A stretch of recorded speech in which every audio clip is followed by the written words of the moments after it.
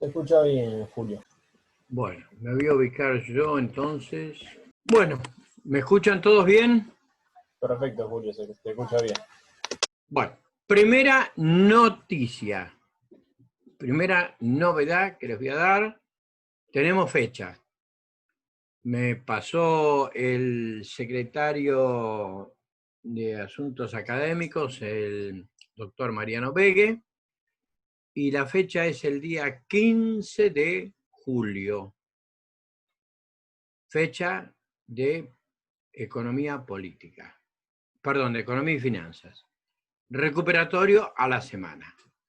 O sea que tenemos 7 clases largas y cómodas como para poder dar los temas que tenemos que dar. Hoy vamos a terminar con la unidad 6, con la 7, posiblemente comencemos con la 8.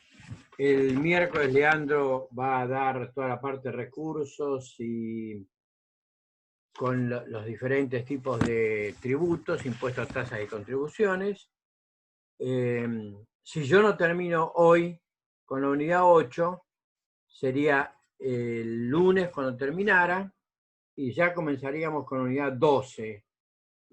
O sea que prácticamente nos va a quedar tiempo para que hagamos algunos repasos también. Vamos a andar bien. Y Nico, haceme acordar que también tenemos fecha de historia. Así le decimos a los chicos el próximo viernes, también la fecha de historia. Bueno, a ver si me ayudan con lo siguiente.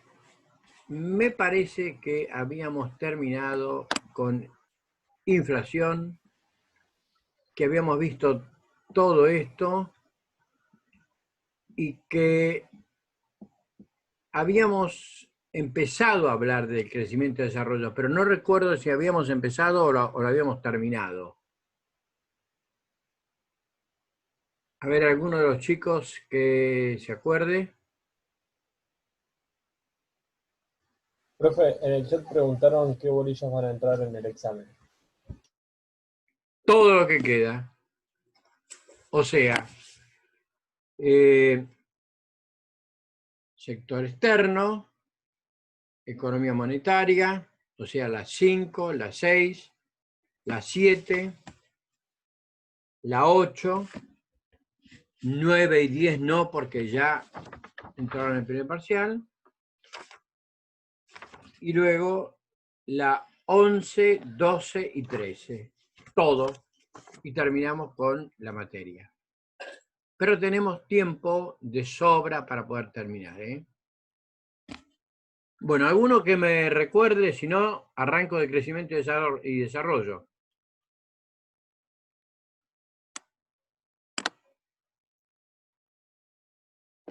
¿Ninguno de los chicos recuerda dónde dejamos?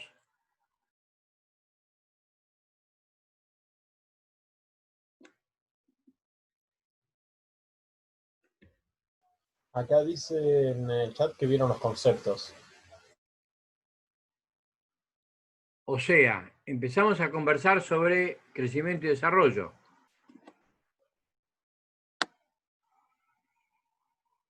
Creo que vimos hasta las características de los países subdesarrollados. Me parece que eso lo llegamos a ver. Sí, están diciendo que concepto y característica vieron.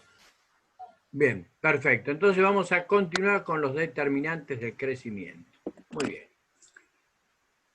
Fíjense ustedes que les voy dando punto por punto, y esto lo vamos a subir al campus, o sea, me falta subirles la unidad 5 del sector externo, lo que dio Leandro de economía monetaria, y esto de la unidad 7, que son los problemas y objetivos de la política económica. Quiere decir que prácticamente las 3 unidades que estamos dando, entre hoy a la noche y mañana, ya las van a tener. Se van a tener todos los elementos y no van a tener ningún problema porque todo lo que estamos viendo lo van a tener subido al campus. Bien, bueno. ¿Por qué es importante analizar los determinantes de crecimiento? Recordemos un poco algunas cosas. Habíamos dicho que el crecimiento es el aumento o la actividad progresiva de crecimiento de la productividad. O sea, el aumento constante de los niveles de productividad nos da el crecimiento.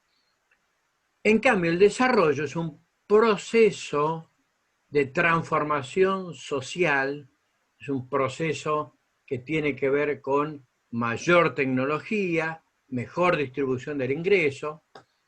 O sea, dijimos también que el crecimiento es coyuntural, porque podemos tener una excelente cosecha y por lo tanto ser mucho más exportadores de soja.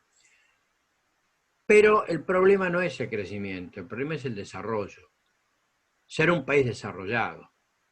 Y entendemos lo que es el desarrollo dando las características del subdesarrollo. Y lamentablemente hemos visto que tenemos todas esas características del subdesarrollo. Por eso, en este momento podemos decir que somos un país en vías de desarrollo y con determinantes que están bien explicados, porque en realidad son 4. Y vamos al primero, los recursos humanos. Evidentemente el primer determinante de que un país crezca es el trabajo. O sea, ustedes toman el concepto de trabajo, son las cantidades de trabajadores y calificaciones de la población trabajadora. Es fundamental la calidad del trabajo. Hay que capacitar al trabajador.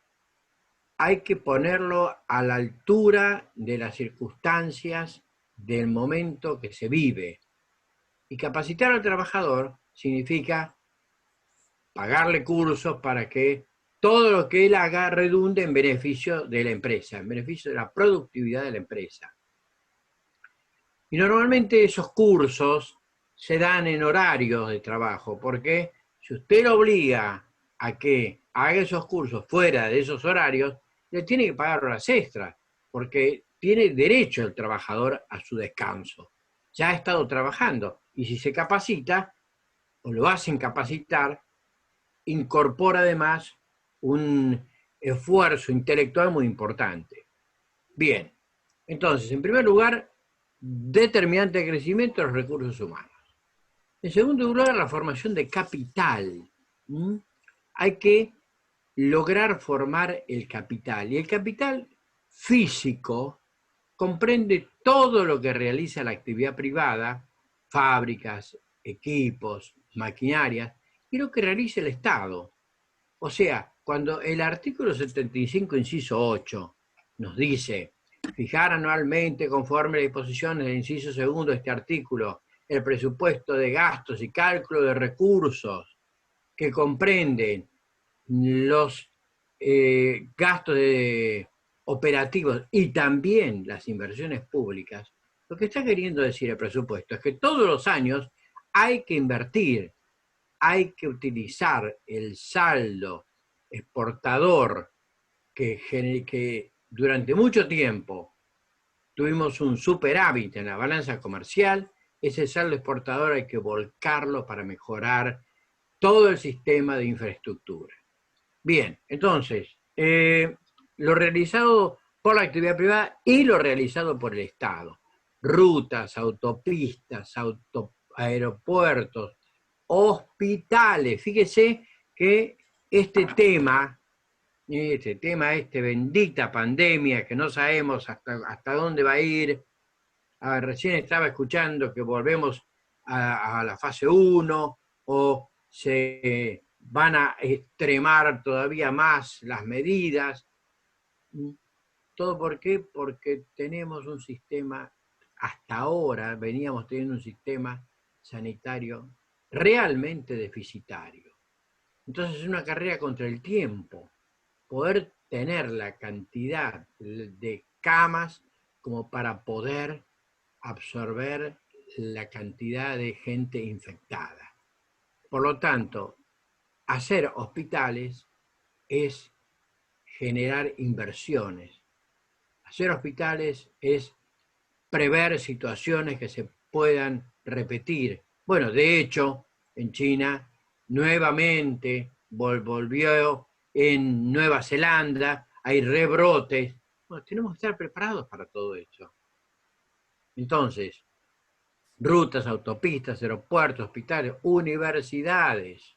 Les puse algunas entre la innumerable cantidad de inversiones que tiene que hacer el Estado.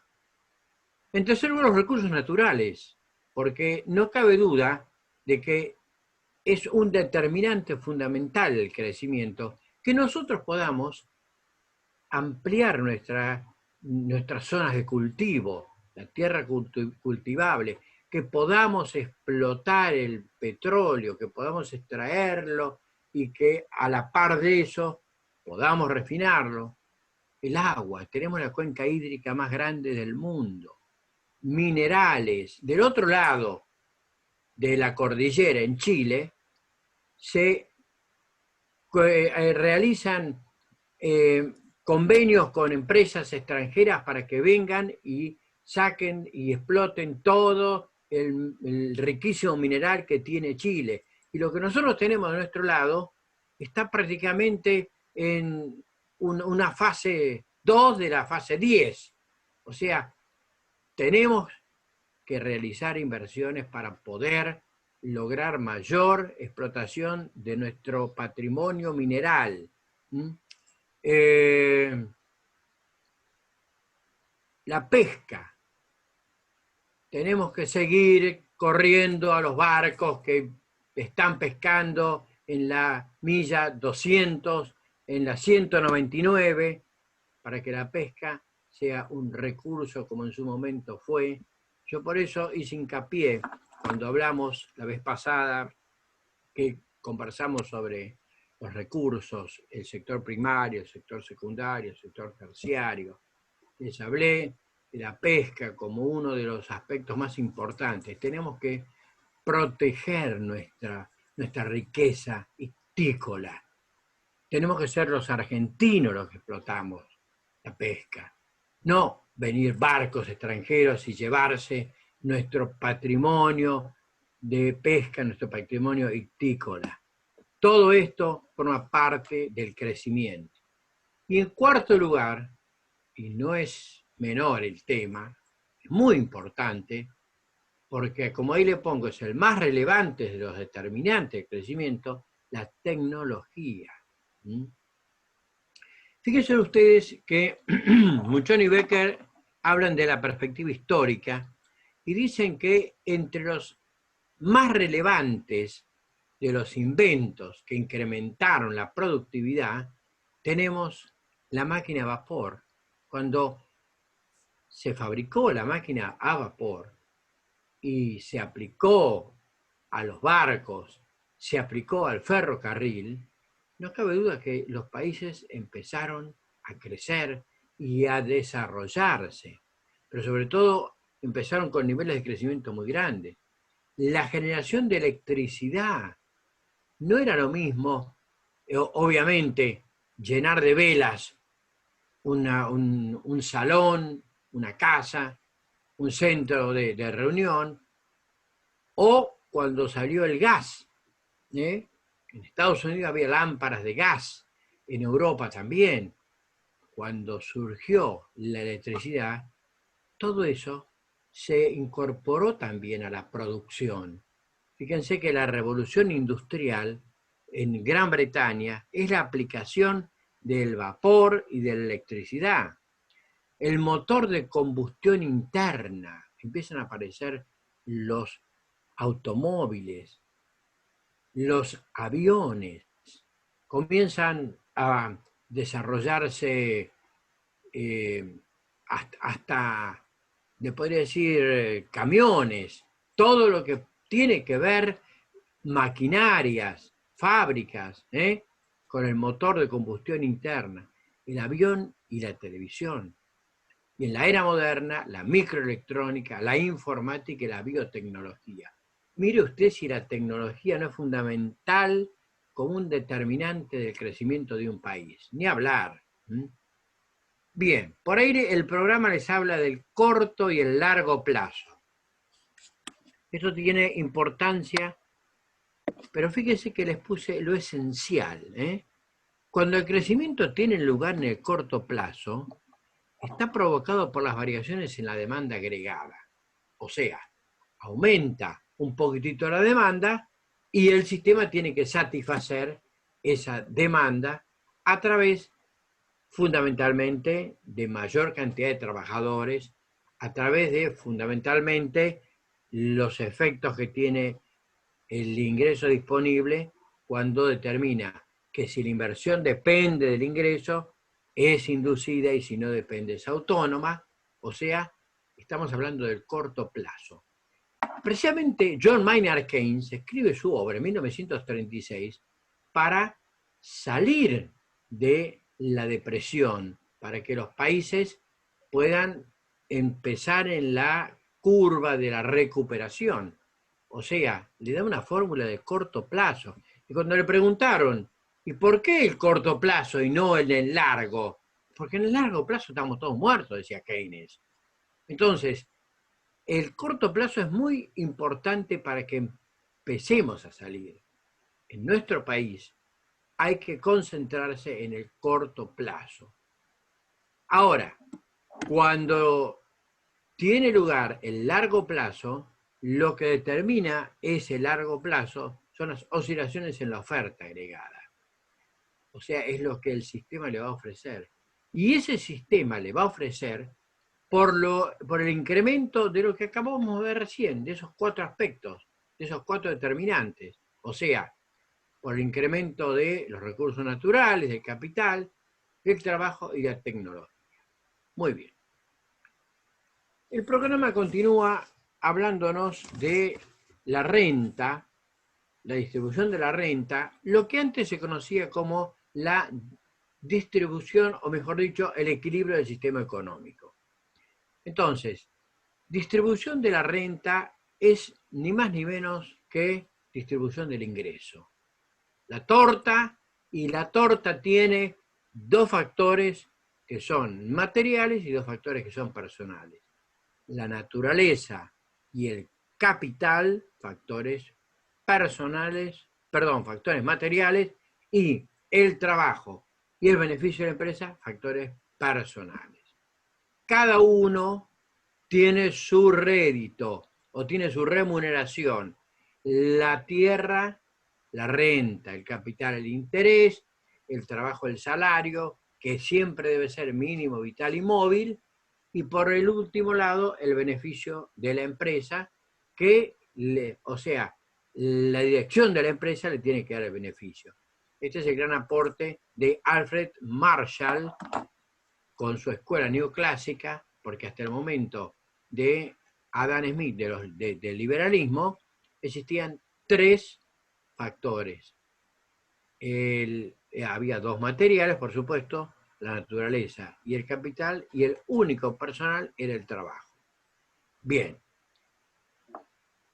Entonces, vamos a ver que la distribución de la renta se refiere fundamentalmente a la distribución del ingreso. Bien. Vamos a bajar un poco acá y vamos a ver esto de la distribución del ingreso. Bien. Por supuesto que esto está, insisto, con números debajo, al pie de cada página, porque son aproximadamente entre 5 o 6 las páginas que van a conformar esta unidad. Decimos que la distribución de la renta es la acción del Estado tendente a mejorar la distribución del ingreso nacional a favor de los sectores de mayor debilidad. Bien, tenemos 2 clases de distribución de la renta. Lo vamos a bajar nuevamente y tenemos, en primer lugar, la llamada personal. Acá se analiza la distribución entre familias e individuos. rigen los principios de igualdad, equidad y proporcionalidad, y la desigualdad se mide por la curva de Lorenz. Acá nuevamente nos encontramos con un gráfico que he tratado de hacerlo lo más... Ahí lo tiene. He tratado de hacerlo lo más comprensible posible. Entonces, ustedes tienen en las rectas cartesianas ortogonales puse en la que es perpendicular el porcentaje del ingreso nacional. Ustedes saben que muchas veces cuando se hacen estos gráficos, los gráficos son un poco caprichosos, en el sentido de que no responden realmente a la realidad. Son para que se visualicen, son para que se comprenda. Entonces ponemos de 10 a 100, como diciendo que de 10 a 100 es el porcentaje del ingreso nacional que hay que repartir. Bien, por otra parte, abajo tenemos también de 10 a 100 el porcentaje de familias. Si nosotros trazamos una recta de 45 grados, como lo van a ver, es esta recta que sube, que va subiendo, así, va subiendo. Bueno, toda esa recta nos va a marcar una distribución absolutamente equitativa. Es decir, según el gráfico, lo vamos a ubicar mejor. Bien. Fíjese, si 10 familias de porcentaje reciben el 10% del ingreso nacional, la distribución del ingreso, desde el punto de vista personal, es proporcional y equitativa. O sea, está todo bien. Si 20 porcentajes de familias reciben 20, igual, excelente. Lo mismo, si 30 reciben 30, 40, 40 y así hasta 100 reciben 100. Perfecto. Pero esto no es así. Entonces, Laffer, como les ponía ahí, en 1905, perdón, Lorenz, Laffer es la curva de la presión tributaria. Lorenz en 1905 midió la desigualdad. Entonces dijo que existe una distribución igualitaria cuando cada grupo de familias, como les pongo ahí, recibe un porcentaje igual del ingreso nacional, partiendo de que la medición es anual. Ahora, fíjense ustedes, cuanto más se aleja la curva de la recta de 45 grados, ahí nos faltan 10 minutos y vamos a terminar muy bien con esto. Entonces se forma una especie de pancita acá, se forma un globito. Bueno, acá estamos. Este globito que se va formando acá, quiere decir que se va apartando o alejando de la curva de la recta de 45 grados, se va alejando de la correcta distribución del ingreso. Es decir, es mayor la desigualdad. Por ejemplo, en 1990 en Argentina, el 30% de las familias de ingresos más bajos recibieron solo el 10% del ingreso nacional. Ahí tiene cuánto se alejó, según Lorenz, el economista que estábamos comentando, cuanto más se aleja de esa recta de 45 grados, más desigual es la distribución del ingreso. Muy bien. Y por ahí tienen algo interesante que dice, ahí está. Vamos a correr un poco. Bien. Ahí dice, la medida de la desigualdad en la distribución del ingreso se refleja mediante un número. O sea, una cosa es la visualización. o sea, la curva de Lorenz, y cómo se va apartando. Pero eso tiene un coeficiente, nos da un número, y ese número es el coeficiente de Gini, que tiene acá en el programa, cuando les dice la distribución de la renta, con séptima división, la curva de Lorenz y el coeficiente de Gini. Precisamente ese coeficiente resulta de dividir el área de desigualdad, es decir, vamos a volver nuevamente a lo que estábamos, para que ustedes vean a qué desigualdad me refiero. Entonces, vamos a bajar un poquito más.